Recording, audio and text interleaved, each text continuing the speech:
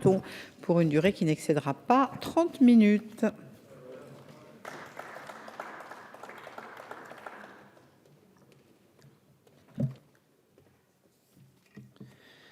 Madame la Présidente, Messieurs les ministres, Monsieur le Président de la Commission des Finances, Madame le rapporteur général, il y a comme un décalage entre le ton du débat dans l'hémicycle et le ton du débat budgétaire de la présentation du projet de loi de finances par le gouvernement.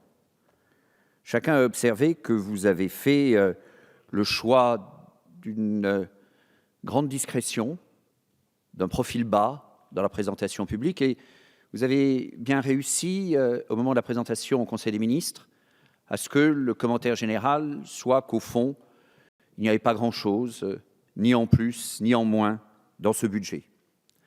La présentation que Michel Sapin et Christian Eckert ont faite dans l'hémicycle tout à l'heure était plus glorieuse, plus avantageuse, plus fausse. Au fond, ce profil bas, qui est tout de même la ligne publique que vous avez décidé d'adopter, pourrait faire penser que la discussion budgétaire, la réalité budgétaire dans notre pays aurait atteint un plateau et qu'il y aurait une sorte de vertu, résignation, sagesse dans ce plateau. Notre groupe des Républicains trouve qu'en réalité, ce plateau n'a rien de rassurant. Rien de rassurant au regard des premières années de ce mandat et des perspectives que vous-même inscrivez. Si je regarde les chiffres que vous nous présentez, la programmation que vous affichez, la dette, pendant le présent quinquennat, aura augmenté de 400 milliards d'euros. Sans doute, vous pourriez dire, et vous auriez raison de dire, que lors du précédent quinquennat, elle a augmenté de 600 milliards d'euros. L'erreur d'hier, je suis complet, cohérent et constant dans mes analyses depuis de nombreuses années. L'erreur d'hier ne justifie pas la persévérance dans l'erreur aujourd'hui. Ce plateau n'est en rien rassurant, il est inquiétant. Inquiétant compte tenu d'abord de la fragilité des hypothèses économiques, avec les mots polis, qui sont très légitimement les siens. Le Haut Conseil des finances publiques a dit cela. Il l'a dit dans son avis écrit, Didier Migaud l'a dit devant notre commission. À bien des égards, M. Eckert, qui avait de grandes qualités en mathématiques, vous connaissez sans doute cette expression qui démonte une mauvaise manière de faire. Vous savez, ces démonstrations qui sont conformes au résultat. Il est de plus grande rigueur et de meilleure mathématique d'espérer que le résultat soit conforme à la démonstration. Mais parfois, quand on veut atteindre un résultat, on force la démonstration. Ça se pratique parfois en politique. Ça n'est pas digne d'un professeur de mathématiques. Au fond, les hypothèses économiques sur lesquelles vous avez travaillé ont une première vertu. Elles sont construites pour vous rapprocher des engagements pris avec Bruxelles et faire en sorte que des hypothèses introduites au chausse-pied n'encourent pas trop les foudres de Bruxelles. Vous avez donc construit, mais véritablement construit, vos hypothèses de tendanciel. Je partage l'observation du président Carrez, ce raisonnement en tendanciel atteint manifestement ses limites. Mais il n'est pas inédit, c'est vrai. Ensuite, il y a manière et manière de construire les hypothèses de tendanciel. Elles sont construites, les 2,5%, pour faire en sorte que vous échappiez aux critiques trop sévères de Bruxelles. Le reste va avec. Une hypothèse de croissance qui n'est pas strictement impossible, mais qui aujourd'hui est plutôt optimiste. Une hypothèse d'inflation à laquelle personne ne croit. Mais tout ça, évidemment, vous facilite beaucoup le travail pour afficher les économies en tendanciel. La croissance potentielle, messieurs les ministres, une croissance potentielle qui est systématiquement supérieure à la croissance réelle. Quel sens cela finit-il par avoir? Vous avez d'ailleurs vous-même augmenté artificiellement, il fallait que la démonstration fût conforme au résultat, la croissance potentielle pour augmenter votre vertu structurelle. On est dans de la cosmétique. Ça n'est plus affaire de chiffres. Michel Sapin, l'an dernier, m'avait dit en commission, propos un peu curieux, que les habitants du Vercors et de la Drôme ne devaient pas à ce point se passionner pour les chiffres. Dans un débat budgétaire, vous confirmez, monsieur le ministre, mais dans un débat budgétaire, c'est bien de s'occuper un peu de chiffres. Mais là, vous les aurez forcés, messieurs les ministres. Monsieur le ministre des Finances, vous mettez en avant, vous l'avez fait en commission, on vous a un peu prévenu, mais vous l'avez refait ce soir, la tenue, dites-vous, de vos engagements. Mais non, vous violez vos engagements. Premier exemple, le report par le gouvernement d'une promesse que vous avez faite de baisse des charges d'entreprise, report d'un trimestre à un coût supérieur à 1 milliard d'euros. C'est donc clairement un coût supplémentaire pour les entreprises, non prévu, une charge supplémentaire d'1 milliard d'euros. Vous aviez évoqué, monsieur le ministre, la stabilisation des effectifs de la fonction publique. Vous ne tenez pas cet engagement, au nom de bons motifs et de mauvais sentiments. Le bon motif, c'est, vous avez raison, nous partageons cela, l'augmentation des effectifs dans le domaine de la défense et de la sécurité, les événements le commandent. Mais gouverner, c'est choisir. Quand il y a une priorité, il faut en tirer les conséquences. Quand on a 20 priorités, il n'y a plus de priorité. Vous continuez d'augmenter les effectifs dans l'éducation. Vous devez bien savoir, en réalité, au-delà de vos raisonnements clientélistes, que le nombre d'enseignants n'a jamais été corrélé, monsieur le secrétaire d'État au budget, avec la qualité de l'éducation offerte à nos concitoyens. Vous savez que la réforme de l'éducation passe autrement, par un courage que vous n'avez pas, de réforme de fond. On reviendra sur cette question de réformes structurelles, qui n'ont pas à être que comptables. Parfois, elles doivent l'être, ça aide. Mais parfois, il faut aussi un courage que vous n'avez pas. Alors, vous augmentez les effectifs. Et donc, il n'y a pas d'arbitrage. Vous ne gagez pas les augmentations d'effectifs dans des priorités que nous partageons pour la défense et la sécurité. Je viens d'entendre notre collègue Chanteguet, pour lequel j'ai beaucoup de respect et de considération, les travaux que vous avez menés courageusement sur un certain nombre de sujets comme celui de l'écotaxe, où tant sur tous les bords se sont contredits et ont dit n'importe quoi. Mais quand j'entends ce qui a été dit sur l'évolution de la TICPE, le président de la Commission des finances a rappelé les craintes qu'on pouvait avoir sur l'évolution de la fiscalité écologique. L'écologie à bon dos. J'alerte nos concitoyens au-delà de cette Assemblée. Nous partageons l'impératif d'écologie. Nous sommes favorables au développement durable. Mais que ne mettons sous le pavillon de l'écologie? Les Français ont fort à craindre. Et cela abîme la belle idée de l'écologie. Quand les Français auront compris demain que l'idée de l'écologie sert en réalité à masquer les augmentations d'impôts, alors c'est un engagement fort, une priorité forte que nous pouvons partager sur tous ces bancs que vous aurez abîmés. Les économies ne sont pas au rendez-vous. Madame le rapporteur général, vous êtes dans un exercice que d'autres probablement avant vous ont connu, qui est d'être assez rigoureux, y compris vis-à-vis de ses amis politiques dans le rapport écrit, et en général plus aimable à l'oral. C'est un peu le contraire de la magistrature, l'exercice est connu. Mais vous avez écrit des choses que vous ne pouvez pas contredire exactement par ce que vous dites. Les évaluations, j'ai appris à lire, les évaluations sont imprécises en effet. Et lorsqu'elles deviennent plus précises, il s'agit pour l'essentiel d'économies de constatation, la baisse du prélèvement européen, le niveau de la charge de la dette. Tout cela ne témoigne d'aucun courage structurel. Est-ce qu'il y a quelques efforts qui sont réalisés? Oui, mais des économies de constatation, à certains égards la poursuite de la logique du rabot, qui est sans doute utile en partie, mais qui ne peut pas constituer l'essentiel de l'effort de maîtrise de la dépense. Les chiffres disent une réalité inquiétante. Le secrétaire d'État, plaisamment, est passé directement dans ses comparaisons tout à l'heure, des prélèvements obligatoires en 2014 à ceux en 2016. Vous avez juste oublié qu'il y avait eu l'année 2015. Assumez-la, monsieur le ministre. La réalité est simple, ce sont vos chiffres. Prélèvement obligatoire 2015, 44,6% du PIB, 2016, 44,5%. Appelez ça une baisse des impôts, c'est tout de même prendre les Français, je n'utiliserai pas le mot que vous avez utilisé à mon égard, monsieur le secrétaire d'État, qui n'était pas très agréable, même si, comme ma collègue Groscos l'a rappelé, dans la Drôme, ces animaux sont fort utiles pour trouver les truffes. Ici, beaucoup sont attachés à la trufficulture. Mais, dans la Drôme, davantage que dans le Périgord, monsieur Ollier.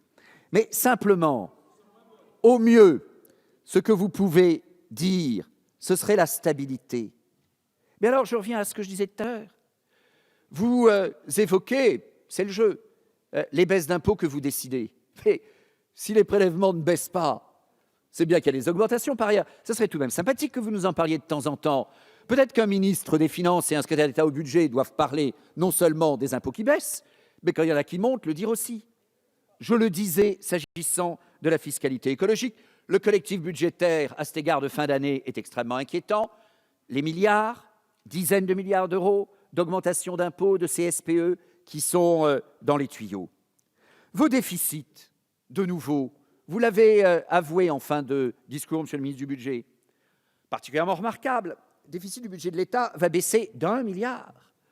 Vous vous rendez compte? 1 milliard sur plus de 70 milliards, le compte n'y est pas. Et d'ailleurs, les comptes n'y sont pas tous. J'ai posé la question en commission des finances, Madame Rabault ne m'a pas répondu, mais vous allez probablement, Michel Sapin l'a rappelé récemment dans les médias, recapitaliser Areva. La recapitalisation d'Areva n'est pas le choix d'un actionnaire avisé, sinon l'État ne serait pas appelé au pot. Et donc, au regard de normes européennes partagées, il ne s'agit pas là d'un investissement, il s'agit d'une dépense à inscrire en déficit supplémentaire. On pourrait, ce sont les définitions techniques, monsieur le ministre, peut-être vous allez les changer avec Bruxelles, vous nous le direz. Et je pourrais vous interpeller sur d'autres exemples de cette nature, où une aggravation des déficits non présentés à l'Assemblée nationale aujourd'hui est à craindre dans les mois qui viennent. La dette. La dette. Vous êtes extraordinaire sur la dette. D'ailleurs, elle va augmenter. Le président de la Commission des finances, là aussi, a rappelé le besoin de financement de notre pays, même si vous n'avez pas voulu répondre en Commission des finances, monsieur le ministre. La dette va passer de 96,3 à 96,5% du PIB. J'ai du mal à appeler cela une maîtrise ou une baisse de la dette. Et encore, vous revendiquez une bonne tenue de l'ONDAM. C'est pas faux, c'est plutôt bien. Mais que cache cette tenue de l'ONDAM? Elle cache une aggravation très sensible de la dette du secteur hospitalier. Vous le savez.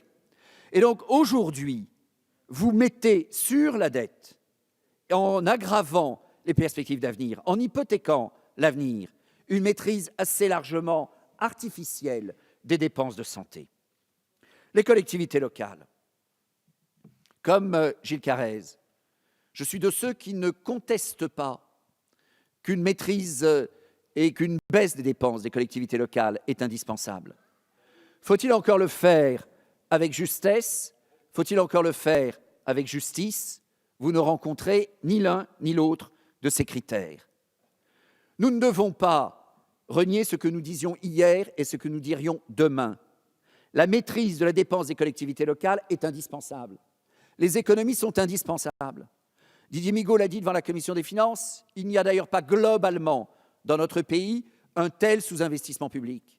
Le secteur du logement, le secteur des travaux publics doivent en France apprendre à vivre autrement qu'avec l'assistance systématique de la dépense publique.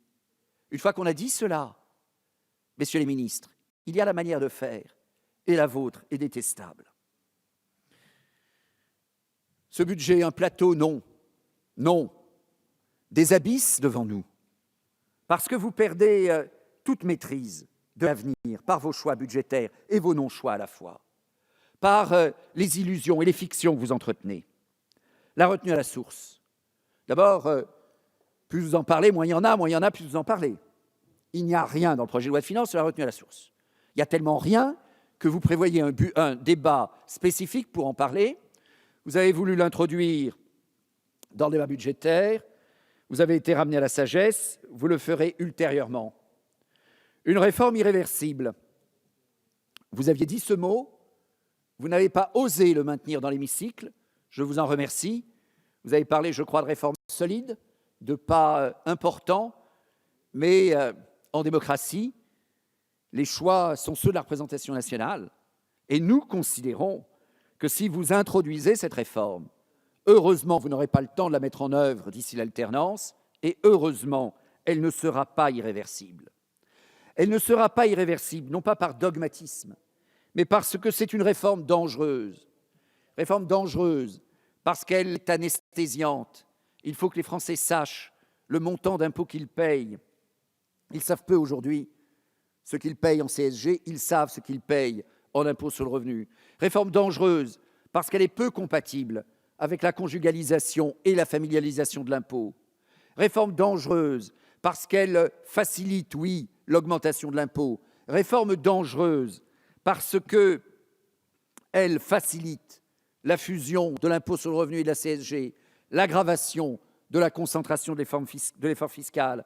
Réforme dangereuse parce qu'elle fait craindre une négociation salariale nette de net, nette d'impôts, nette de charges sociales, nette d'impôts, qui serait déstabilisante et très inégalitaire au sein des entreprises. Le risque de fusion de l'impôt sur le revenu et de la CSG a été développé par le président de la Commission des finances. Nous sommes résolument contre. Il y a d'ailleurs parfois, au détour des débats de commission, des amendements apparemment anodins, mais qui posent aussi des questions de principe, et des questions de principe pour l'avenir. Lorsque nos collègues socialistes ont voté tout à l'heure en Commission des finances un amendement permettant une option de déconjugalisation de l'impôt, je pense que vous mesurez la gravité de ce que vous avez voté.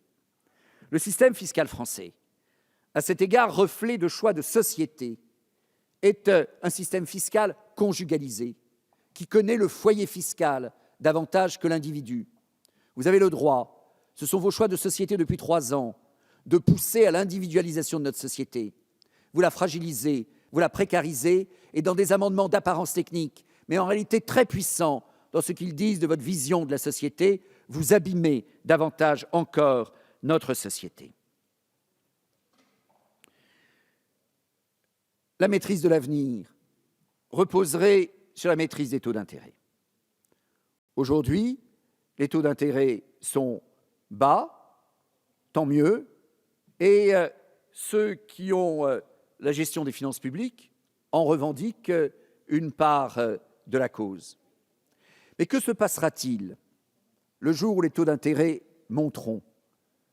Et je ne sais pas s'ils monteront 3 mois, dans 6 mois ou dans 1 an. Ce que nous savons tous, c'est qu'un jour, ils monteront. Il peut y avoir plusieurs causes à cela. La politique de la Fed, les autorités américaines se sont exprimées, en particulier à l'occasion de la rencontre ces derniers jours à Lima des gouverneurs de banques centrales. Le tarissement, peut-être, des financements chinois du fait de l'évolution économique et financière dans un pays qui est un des principaux financeurs de la dette française.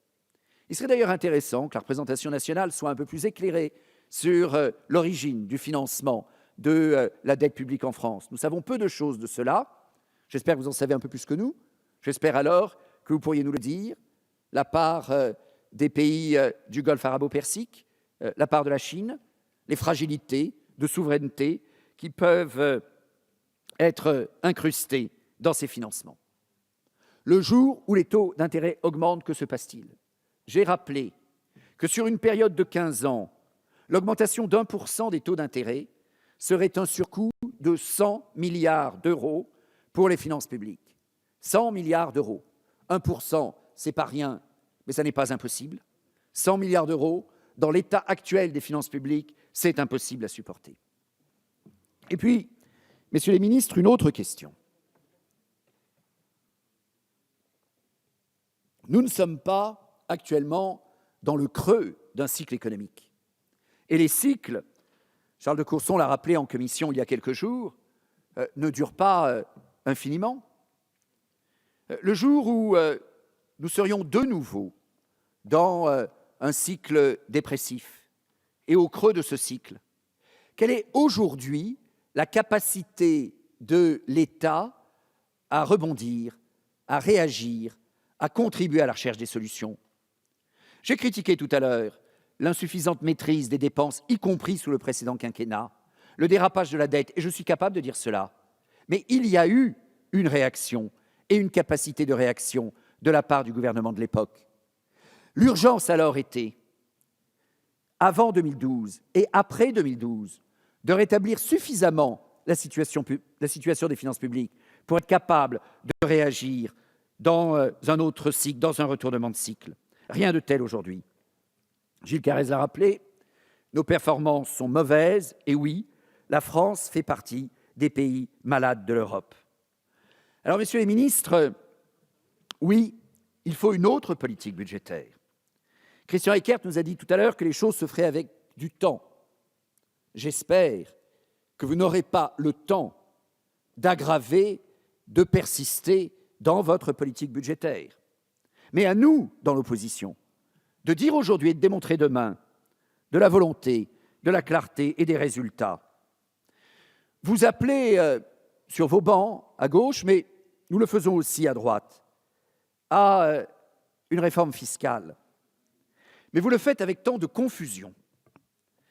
Vous passez, s'agissant de l'impôt sur le revenu pour les ménages modestes, par la réforme de la décote, qui est capable ici d'expliquer à ses concitoyens comment fonctionne la décote. Quand la réforme fiscale est enfermée dans le corner d'un dispositif aussi illisible, c'est bien qu'il y a quelque chose en amont de la réforme. Si la réforme est si difficile à expliquer, c'est que c'est le support de la réforme qui pose problème. L'amendement de notre collègue Jean-Marc Ayrault, il est lui-même si compliqué, modifiant un dispositif pas encore introduit par la fusion de deux dispositifs qui viennent en réduction de la CSG. Mais est-ce que vous imaginez que l'on peut mener une politique des finances publiques et une réforme fiscale d'une manière aussi compliquée, tordue? Mais il ne peut pas y avoir de réforme fiscale s'il n'y a pas auparavant un effort sur les dépenses publiques. Tout va ensemble. La maîtrise de la dette, la maîtrise des dépenses, la réforme fiscale, et la première dimension de réforme fiscale, c'est la baisse des impôts. La baisse de la dette et des déficits est indispensable au rétablissement de la confiance. Nous sommes tous d'accord pour dire qu'un des problèmes majeurs de notre pays, c'est l'absence de confiance. Mais l'absence de confiance, tant que les finances publiques ne sont pas maîtrisées, elle est inévitable. Parce que vous pouvez parler de belle manière, nous pouvons parler de belle manière, mais si les résultats ne sont pas au rendez-vous, si la cohérence n'est pas assurée, eh bien alors les entreprises n'investissent pas, les ménages n'empruntent pas et ne dépensent pas. La baisse des déficits est alors indispensable. La baisse de la dette est indispensable. Sinon, les citoyens craignent que, d'une manière avouée, d'une manière masquée, l'augmentation des impôts se poursuive. La baisse des impôts fait alors partie du pacte social rétabli. Elle exige alors une baisse des dépenses. Alors, la baisse des dépenses, elle n'est pas facile, mais elle est indispensable. Je sais la prudence avisée du président de la Commission des finances sur ce sujet-là. En même temps, chers collègues, quand les dépenses publiques sont en France de 10 points de PIB supérieurs à ce qu'elles sont en Allemagne, quand elles sont supérieures de 5 points de PIB à ce qu'elles sont en moyenne européenne, nous n'avons pas le droit de refuser l'obstacle. Et oui, je me suis essayé, il peut y avoir des fragilités, il peut y avoir des critiques, mais je me suis essayé à chiffrer ce que peuvent être des économies de dépenses publiques. Déjà, pour que vous ne disiez pas qu'on ne propose jamais rien. J'ai chiffré, je l'avais inclus dans une convention de l'UMP il y a 2 ans, ce que pourrait être un effort d'économie budgétaire. Et je veux vous rappeler, et prudemment, en me concentrant sur 100 milliards, mais on peut aller au-delà, ce n'est pas simple non plus. La baisse de l'inflation fait qu'un certain nombre d'économies type des indexations ne sont pas si facilement au rendez-vous. Une réforme des retraites vigoureuse, 65 ans, 44 ans de cotisation, cela fait 20 milliards d'économies. Une réforme de l'indemnisation du chômage. La réforme, vous n'en avez pas le début du courage, mais je pense que les ministres qui sont ici le voudraient. Malheureusement, vous n'êtes pas suivis du régime des intermittents du spectacle. La fin des emplois aidés, qui ne sont pas une solution, sauf pour les personnes handicapées. Sur ce secteur, on peut viser une dizaine de milliards d'économies. Sur le terrain, de la révision des normes, de la simplification, en France et en Europe. L'OCDE a chiffré à 60 milliards d'euros le coût de la complexité. 60 milliards, ça ne se fait pas en un mandat. Mettons un objectif, 20 milliards. Le logement, un secteur hyper subventionné, hyper fiscalisé, un secteur social hypertrophié. La cession de logements sociaux massivement à leurs occupants est urgente. On peut, par une politique de cession dans le parc, économiser sur le logement, j'ai évalué, dans un mandat, autour d'une quinzaine de milliards d'euros. La sécurité sociale. Pourquoi faut-il encore aujourd'hui que le recouvrement passe par l'URSSAF? Est-ce que la direction des finances publiques, messieurs les ministres, vous qui en êtes chargés, vu de Bercy, ne serait pas capable de recouvrer? Est-ce qu'il est indispensable d'avoir en France 2 systèmes parallèles de recouvrement de contributions publiques? Les économies de gestion sont indispensables. Vous le savez, par les experts, elles sont évaluées autour de 6 milliards d'euros. D'autres mesures permettent de viser sur un mandat une vingtaine de milliards d'euros dans le domaine de la sécurité sociale. Les collectivités locales, modestement, et sans doute devrait-on aller plus loin, une dizaine de milliards d'euros. La fonction publique, en reprenant le mouvement de non-remplacement des départs en retraite et de baisse des effectifs de la fonction publique, au moins 5 milliards d'euros. On dépasse, il faut faire des choix, chers collègues, on dépasse les 100 milliards d'euros. Je l'ai dit tout à l'heure. Je viens de vous donner des chiffres. Monsieur Mariton, la parole, merci. Je viens de vous donner des chiffres que pour vous arrêtiez de dire que nous n'en avons pas. Et bien sûr, il faut aussi avoir le courage d'éviter les dérapages. C'est quoi ce ministre en campagne régionale qui va annoncer la ligne à grande vitesse Bordeaux-Dax? Tous les rapports, toutes les évaluations, toutes les commissions d'enquête disent que ce projet n'a pas de sens. Ne faites pas aujourd'hui des erreurs qui ont pu être tentantes hier. J'avais exposé, vous le savez, que l'ancien SNIT comportait 130 années de capacité financière de l'AFITF. L'erreur d'hier ne doit pas devenir la double erreur d'aujourd'hui. Vous êtes a priori plus informé des choses. Vous avez l'expérience de ce que vous avez critiqué hier. Évitez de vous précipiter dans davantage d'erreurs encore. Il faut des économies. Je les ai démontrées. Il faut des baisses d'impôts. Et il faut une réforme fiscale. Parce que l'impôt est lié à la démocratie.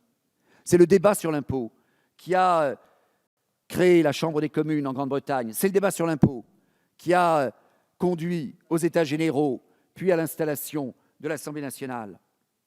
L'impôt, la vision de l'impôt que nous avons, c'est celle d'une base large et de taux faibles. C'est comme le Dromois Barthélemy de la Fema le disait, et Gilles Carrez aime à le citer, des bateaux qui font les totaux. C'est la proposition que plusieurs parmi nous exprimons d'une flat tax, d'un impôt qui soit simple, lisible, dissuasif de tout gouvernement qui voudrait, sans être vu, augmenter les impôts, dans un contexte de baisse des impôts, dans un contexte de baisse des charges sociales qui protègent les plus modestes. Oui, faire en sorte que demain, il y ait, rejoignant quelque part une préoccupation de notre collègue Amadi, un taux proportionnel minime sur l'ensemble des revenus. Aucun Français n'y échappant. Un taux plus significatif, mais raisonnable, autour de 15%, au-dessus d'un certain niveau de revenus, avec en même temps, pour les plus modestes en particulier, une baisse de charges sociales, je crois qu'il y a là un projet cohérent. La liberté, à laquelle appelait Gilles Carrez. Vous avez fait des effets d'annonce, beaucoup, sur la diminution des niches fiscales. Le résultat est modeste, piteux. Je vous propose une autre manière de faire, parce qu'il faut rendre la liberté aux Français. Supprimons les niches fiscales. C'est quoi une niche fiscale? C'est l'État qui commande aux citoyens ce qu'il faut faire. Renversons le principe. Disons que c'est aux citoyens de commander à l'État ce qu'il doit faire et que dans l'impôt que nous devons, nous soyons chacun d'entre nous, en tant que contribuables, libres de répartir 5 à 10% de l'impôt sur les missions auxquelles nous adhérons plus particulièrement. Il y a l'adhésion globale qui est décidée par la représentation nationale sur le projet d'un gouvernement. Mais il est important aussi de rencontrer l'adhésion individuelle de chacun des Français sur ce que librement il aura affecté à telle mission qui lui paraît prioritaire. Alors oui, nous aurons rendu de la liberté aux Français. Oui, nous aurons rendu de la crédibilité à l'action publique. Nous aurons rendu de la confiance et nous aurons relancé notre économie. À l'inverse, votre projet de loi de finances n'est pas à la hauteur des exigences de la France, ni sur les dépenses, ni sur une réforme fiscale annoncée et inquiétante quand vous parlez de retenue à la source, extraordinairement complexe et inefficace dans les modalités opérationnelles plus modestes que vous annoncez cette année. Tout cela, messieurs les ministres, justifie vraiment que nous votions la motion de rejet préalable du projet de loi de finances. Merci, Monsieur Mariton. Monsieur le ministre.